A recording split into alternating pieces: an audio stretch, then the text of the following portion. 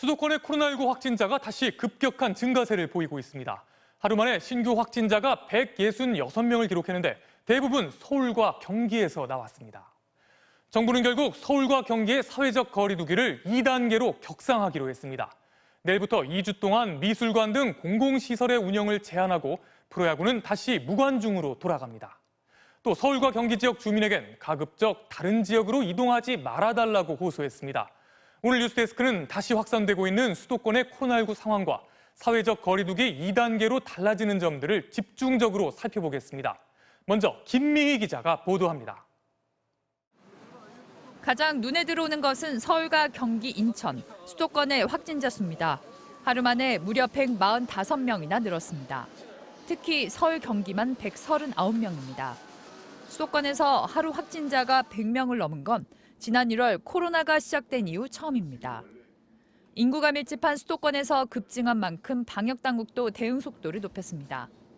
이러한 상황을 매우 엄중하게 인식하고 수도권에서의 추가적인 감염 확산을 차단하기 위해 총력을 다해 대응하고 있습니다.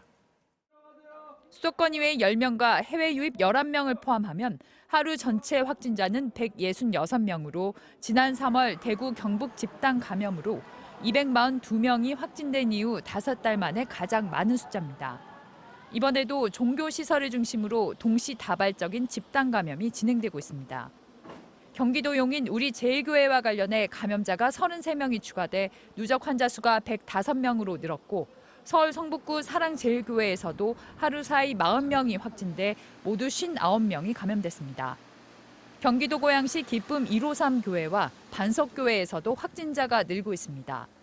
또 경기도 양평 서정면에서 주민 31명이 무더기로 확진됐고 파주 스타벅스에서도 9명이 더 감염되는 등 생활 속 감염도 이어지고 있습니다.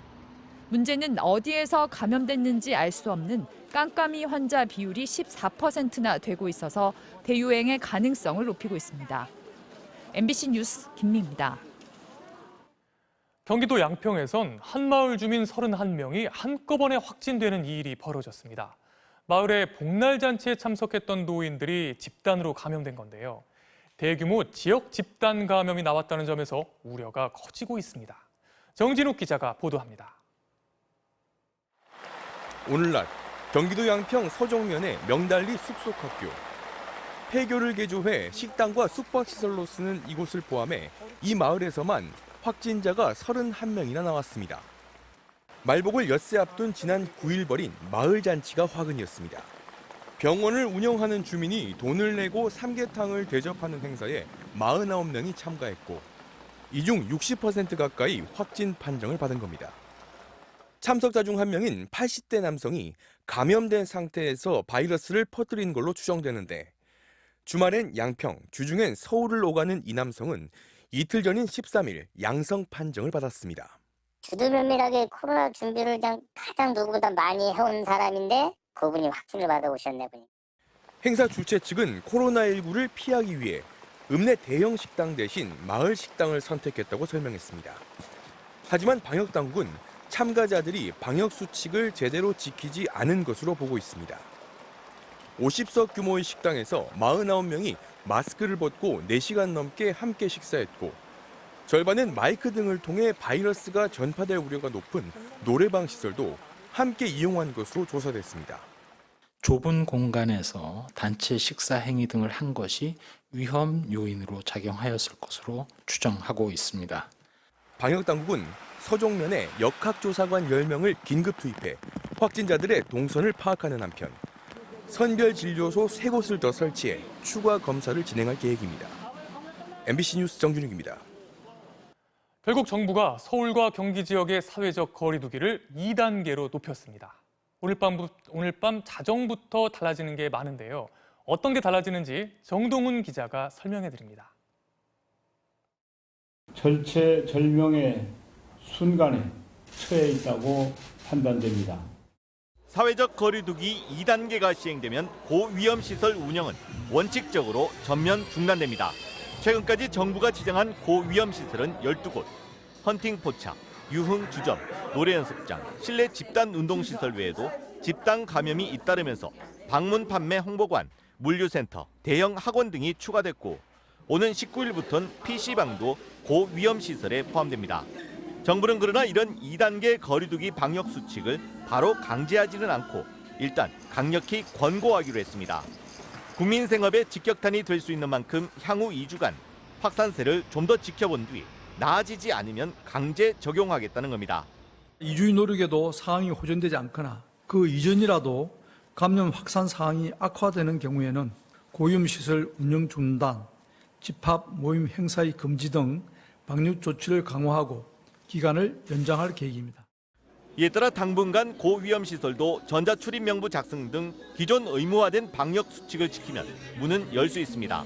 다만 콜라텍과 감성 주점 같은 시설은 이용 인원을 4제곱미터당 1명으로 제한해야 하고 이용객들도 하루 한 업소만 방문하는 등의 추가 방역 수칙을 준수해야 합니다.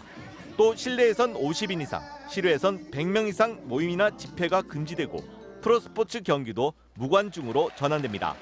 종교시설은 서울시와 경기도가 발동한 집합금지 명령에 따라 정규 예배를 제외한 모든 활동이 일체 금지됩니다. 복지관, 어린이집 등에는 긴급 돌봄만 유지하고 휴관이 권고됐고 교육당국에는 동시 등교 인원을 3분의 1 수준으로 유지하라는 지침이 전달됐습니다. MBC 뉴스 정도훈입니다. 이번 수도권 재확산에선 일부 교회들을 통한 집단 감염이 문제가 되고 있습니다. 이 중 대표적인 곳이 전광훈 목사의 사랑제일교회인데요. 오늘 정부 발표에 모두 포함되진 않았지만 이 교회에서 오늘 하루에만 무려 115명이 확진된 것으로 확인됐습니다. 게다가 교회 측에선 신자들에게 검사를 받지 말라고 요구한 것으로 드러나서 상황을 더 악화시키고 있다는 비판이 나오고 있습니다. 이남호 기자가 보도합니다. 방역당국이 대량 감염의 발단으로 보고 있는 지난 9일 사랑제일교회 예배 모습입니다. 거리두기 지침은 지켜지지 않았고 마스크를 제대로 쓰지 않은 채 찬송을 합니다. 지난 7월 말에는 수백 명의 신도들이 모여 함께 밥을 먹기도 했습니다. 이때도 방역수칙은 지켜지지 않았습니다. 결국 대규모 감염 사태가 시작됐는데 사랑제일교회가 이제 감염자를 숨기려 한다는 주장이 제기됐습니다. 사랑제일교회 교인 A씨는 어제 검사를 받으라는 방역당국의 문자를 받고 보건소로 향하던 중 검사를 받지 말라는 교회 측의 전화를 받았습니다.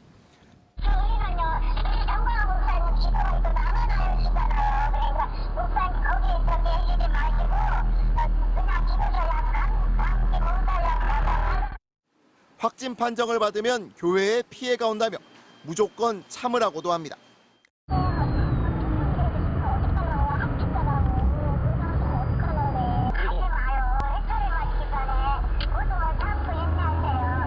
상황이 이런데도 전광훈 목사는 남의 탓만 하는 황당한 주장을 했습니다. 당국의 강한 권고를 무시하려는 듯 자신들이 방역 조치를 허술하게 해놓은 채 종교 행사를 강행해놓고선 확진 환자가 무더기로 나오자 오히려 자신들이 테러를 당했다며 피해자 행사를 하기 시작한 겁니다.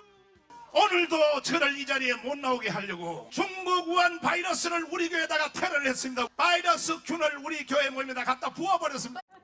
방역당국은 폭발적인 감염 사태를 우려하면서 사랑제일교회를 방문한 4,052명에게 검사를 받을 것을 명령했습니다. 신천지 신도를 중심으로 폭발적 발생이 이어지던 금년 지난 2월 대구 경북 지역의 안타까웠던 상황을 지금 당장은 서울 경기 수도권 지역에서 반면 교사로 사랑제일교회 관련 확진자가 오늘 하루에만 115명이나 쏟아져 나오면서 누적 확진자는 134명으로 집계됐습니다. MBC 뉴스 이남호입니다. 이렇게 교회가 바이러스로 테러를 당했다고 주장하는 전광훈 목사. 오늘 광화문 집회에서는 꼼수를 동원했습니다. 법원이 전 목사 측의 집회를 금지하자 100명이 모인다고 신고한 다른 집회의 단상 앞으로 몰려가 세종로를 점거하고 행진을 시도했습니다. 손하늘 기자가 현장 취재했습니다. 전광훈 목사 등 보수단체가 당초 집회 신고를 한 서울 경복궁역 앞입니다. 서울시의 집회 금지 명령이 법원에서 받아들여지면서 경찰이 통제에 나섰습니다. 그러자 전 목사 측은 꼼수를 동원했습니다. 100명이 모인다고 신고해 법원으로부터 집회 승인을 받아낸 보수단체 일파만파의 집회 단상을 빌리고 참가자들을 경복궁역 대신 광화문 사거리로 불렀습니다.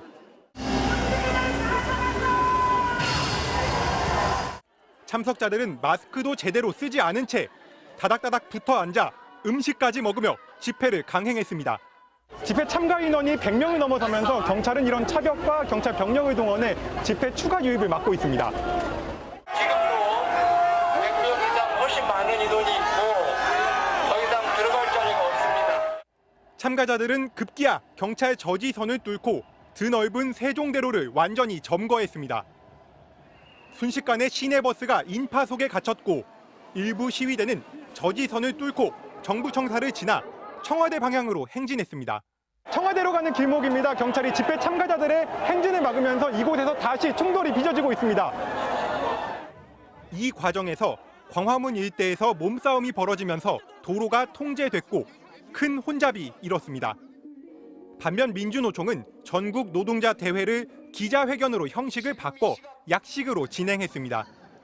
경찰은 불법 집회를 진행하고 도로를 점거한 집회 관계자와 참가자들에 대해 집시법과 감염병 예방법 등을 위반한 혐의로 엄정하게 처벌할 예정이라고 밝혔습니다.